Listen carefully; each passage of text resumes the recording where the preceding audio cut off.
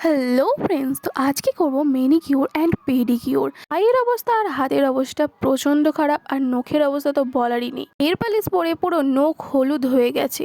তো আমাদের ম্যানিকিউর আর পেডিকিউরের first step হচ্ছে নেল পালিশ রিমুভ। হাতের আর পায়ের নখের নেল পালিশগুলোকে ভালোভাবে রিমুভ করার পর আমরা আসবো নেক্সট স্টেপে। জন্য আমাদেরকে লাগবে একটা ইনো আর একটি অর্ধেক লেবু। আমাদের পায়ে আর হাতে যে জায়গায় জায়গায় কালো দাগগুলো বসে থাকে সেইগুলোকে রিমুভ করার জন্য এই প্যাকটা হাতে আর পায়ে ভালোভাবে এই প্যাকটাকে লাগিয়ে নিতে হবে। আর যেখানে কালো দাগ থাকবে সেখানে 1 থেকে 2 বারও লাগাতে পারো। আমাদের লাগবে একটা হালকা কুসুম কুসুম গরম জল, যেগুলো লাগবে 1 প্যাকেট শ্যাম্পু আর কিছুটা পরিমাণের কন্ডিশনার আর কিছুটা পরিমাণে গোলাপ জল। এরপর আমাদেরকে হাত আর পা এই জলের মধ্যেই ডুবিয়ে রাখতে হবে 15 থেকে 20 মিনিটের মতো। তারপর একটা টুথব্রাশের মাধ্যমে আমরা নখগুলোকে পরিষ্কার করে নেব।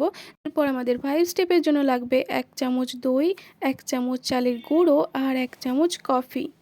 তার সাথে লাগবে কিছুটা পরিমাণে গ্লিসারিন। এই সবগুলোকে মিক্স করার পর আবারও পায়ে আর হাতে ভালোভাবে অ্যাপ্লাই করে নিতে হবে।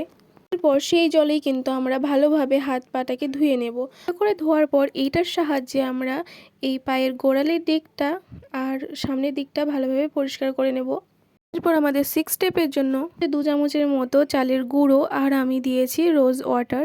আর এখানে যেটা আমি স্কিপ করেছি, আমার কাছে যেহেতু নেই মুলতানি মাটি, তো আমাদের কাছে থাকলে কিন্তু তোমরা অবশ্যই নিতে পারো। তো আমি শুধুমাত্র চালের গুঁড়ো আর গোলাপ জল দিয়ে এটাকে মিক্স করে পায়ের মধ্যে ভালোভাবে অ্যাপ্লাই করে নিয়েছি।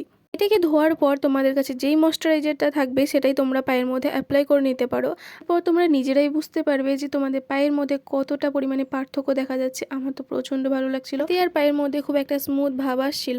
আমাদের লাস্ট স্টেপ হচ্ছে নখগুলোকে কেটে ফেলা আর নখের ভেতরে যে ময়লাগুলো থাকে সেগুলোকেই বের করে দেওয়া।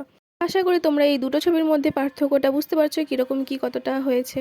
ভিডিও ভালো লেগে থাকে তাহলে একটি লাইক করে দিও আর সাবস্ক্রাইব করে পাশে থেকো। টাটা।